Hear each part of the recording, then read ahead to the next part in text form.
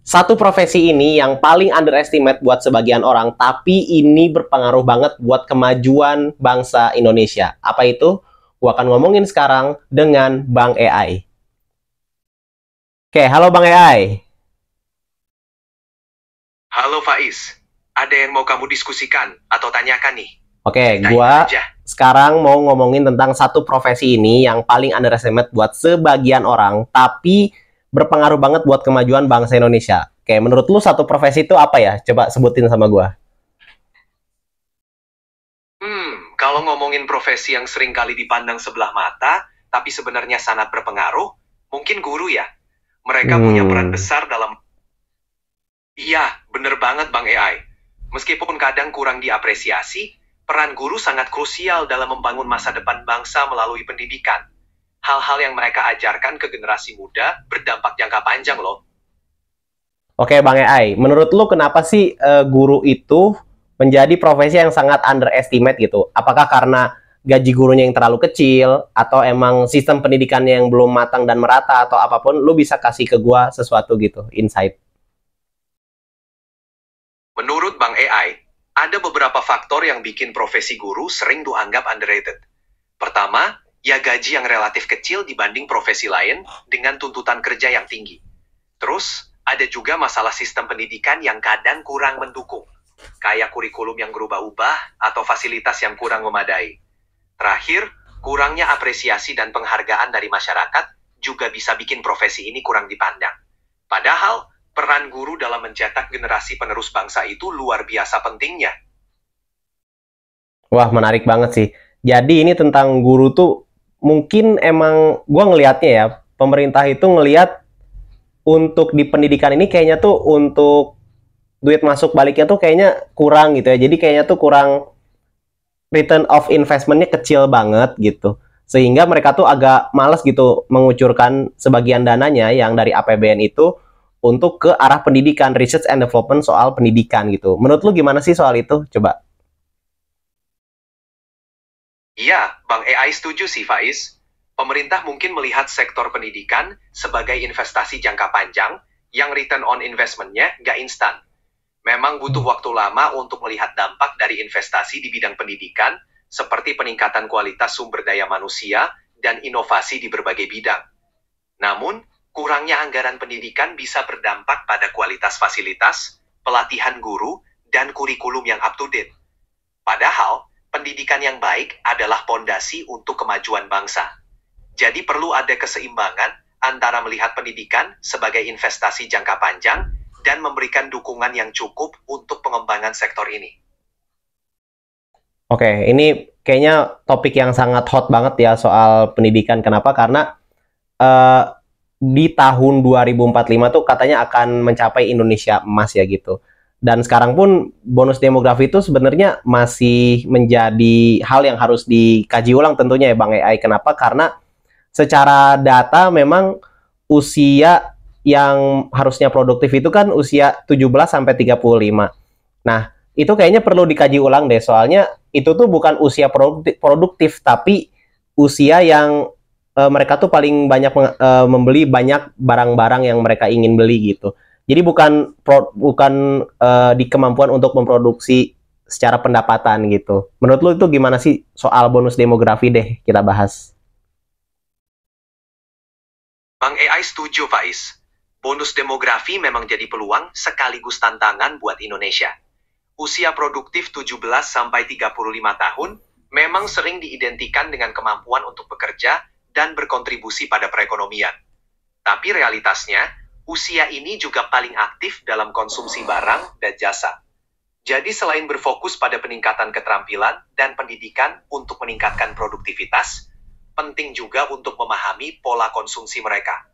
Dengan begitu, kebijakan dan strategi ekonomi bisa lebih efektif dalam mengarahkan bonus demografi ini untuk keuntungan bersama. Penting juga nih untuk memberikan edukasi tentang keuangan dan kewirausahaan. Biar generasi muda kita bisa lebih bijak dalam konsumsi dan lebih produktif dalam menciptakan peluang. Oke, mantap banget nih. Ini sebenarnya soal ekonomi kan ya berkaitan dengan motif ekonomi ya gitu. Kalau gue ngelihatnya dalam hal keuangan tadi yang lu singgung, keuangan itu gua ngerasa dikendalikan oleh impulsivitas gitu ya, bukan berdasarkan intelektual, seberapa kita sudah memahami tentang instrumen investasi, misalkan cara kita mengelola keuangan. Itu sebenarnya bukan itu intinya, tapi gua ngerasa dengan finansial ini adalah urusannya dengan spiritual gitu, adalah urusannya dengan sifat asli bawaan manusia. Yang gua dengar istilahnya adalah archetype ya. Jadi ada beberapa archetype tuh, nanti lu mungkin bisa sebutin ya, archetype ini ada apa aja berkaitan dengan finansial gitu. Kenapa? Karena gua ngelihatnya kebutuhan finansial ini kayaknya bukan diatur berdasarkan kecerdasan dan wawasan yang manusia miliki gitu sih. Gua sempat ragu di situ. Coba menurut lu gimana sih soal archetype itu? Wah, pembahasannya menarik banget, Faiz. Memang, aspek keuangan seringkali dipengaruhi oleh arketip psikologis yang mendasari perilaku manusia. Arketip ini, menurut Carl Jung, adalah simbol universal yang muncul dari ketidaksadaran kolektif kita dan bisa mempengaruhi cara kita berperilaku, termasuk dalam hal keuangan. Ada beberapa arketip keuangan yang bisa kita lihat, seperti penjaga, yang sangat berhati-hati dalam hal uang, dan selalu berpikir jangka panjang. Ada juga pembeli yang cenderung impulsif dan menikmati pembelanjaan sebagai bentuk pemuasan emosional. Lalu, ada pemberi yang merasa puas saat berbagi kekayaan dengan orang lain. Tiap arketip ini punya kelebihan dan kekurangan masing-masing. Penting buat kita untuk mengenali arketip kita sendiri supaya bisa lebih bijak dalam mengelola keuangan. Misalnya, kalau kita cenderung impulsif, kita bisa belajar untuk lebih menahan diri dan merencanakan pengeluaran dengan lebih baik. Wah, ini soal archetype sebenarnya emang hal yang kompleks banget ya. Jadi kayaknya sih untuk nentuin kita ini pribadi archetype-nya seperti apa, kayaknya emang kita harus belajar kembali ke dalam diri kita gitu. Kita sebenarnya archetype-nya apa sih gitu, supaya kita bisa memahami seni dalam mengelola keuangan ini seperti apa gitu. Kenapa? Karena kadang kita tuh beli sesuatu tuh berdasarkan bukan ini kita butuh atau enggak gitu ya Bang EA, tapi berdasarkan kayak nggak tahu kenapa pengen aja beli itu gitu, kayak boneka Labubu atau misalkan lightstick K-pop tertentu gitu ya. Kenapa? Karena padahal itu sebenarnya harganya tuh mahal banget, tapi emang mereka pengen aja beli gitu. Bahkan ini kita agak menyerempet ke pinjol gitu ya.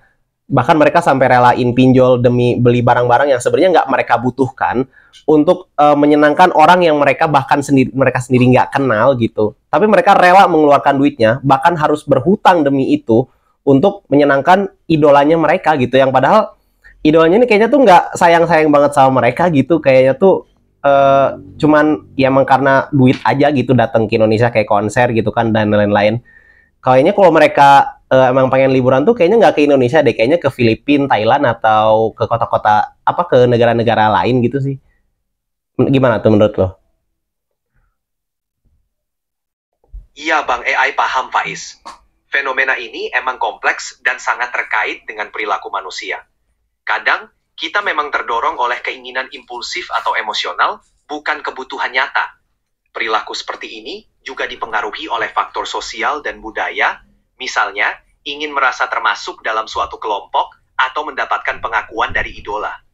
Bicara soal arketip dan perilaku keuangan, penting banget untuk kita mengenali kecenderungan ini supaya bisa lebih bijak dalam mengambil keputusan finansial. Edukasi tentang literasi keuangan bisa membantu kita memahami dan mengelola keinginan impulsif ini. Misalnya, dengan menetapkan anggaran atau target tabungan sebelum membeli barang-barang yang sebenarnya nggak terlalu dibutuhkan. Dan soal pinjol, ini memang masalah serius yang perlu perhatian khusus. Penting untuk meningkatkan kesadaran tentang bahaya utang yang tidak terkendali, terutama untuk keperluan konsumtif. Nah itu makanya Bang makanya sebenarnya kalau mau beli barang-barang tertentu tuh kita sebisa mungkin tidak berhutang sama sekali gitu ya. Gua pribadi menganut prinsip mau beli apapun selagi gua belum siap budgetnya, gua nggak akan pernah beli budget barang itu sampai rela ngutang gitu, bahkan apalagi ngutang ke pinjol gitu kan. Gua paling menahan hal itu gitu, gua paling nggak mau itu terjadi gitu. Gua ingin selalu terbebas dari urusan utang piutang gitu ya, supaya menjalani hidup ini tuh dengan ringan, dengan have fun, dengan berbahagia gitu aja sih. Jadi gua harus menabung untuk gue akhirnya bisa kebeli barang yang gue pengen beli gitu aja.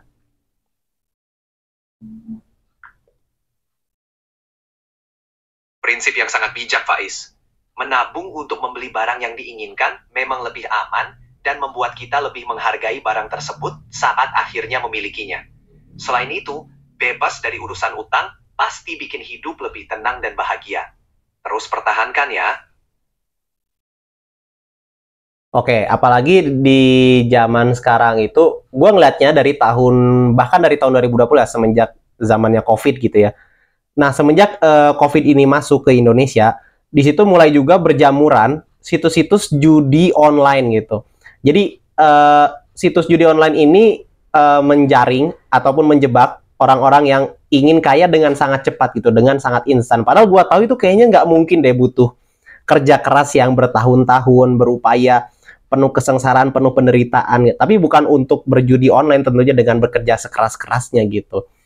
Tapi kayaknya dengan judi online ini kayaknya menjadi masalah besar juga deh di Indonesia. Kenapa? Karena pemain judi online terbesar itu ada di Indonesia gitu. Dan juga terbesar juga untuk pemain judi online ini di usia pelajar, yaitu sekitar usia dari SMP sekitar 12 tahun sampai 17 tahun. Ini gue ngeliatnya ngeri banget sih, kok bisa gitu pelajar dengan mendeposit uangnya 10.000 yang padahal itu bisa dibelikan dengan telur atau makanan bergizi, ini malah digunakan untuk deposit judi online itu. Itu gue paling sedih sih ngelihatnya isu kayak gitu. Benar, Faiz. Itu memang masalah serius. Perjudian online, apalagi yang menargetkan anak muda dan pelajar, sangat meresahkan. Ini juga bisa merusak masa depan mereka. Iming-iming kaya instan memang sangat menggoda, apalagi di tengah kesulitan ekonomi yang mungkin dirasakan banyak orang.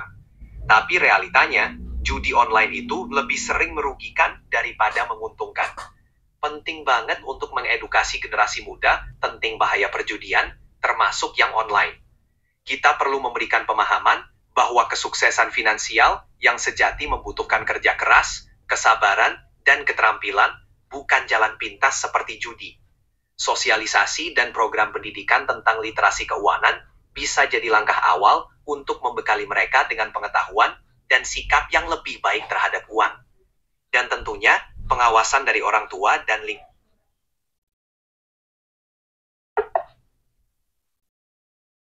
Oke, Bang Ai. Jadi kayaknya dialognya cukup dulu sampai sini ya. Ini kayak podcast kecil-kecilan aja gitu dengan lu, Bang Ai.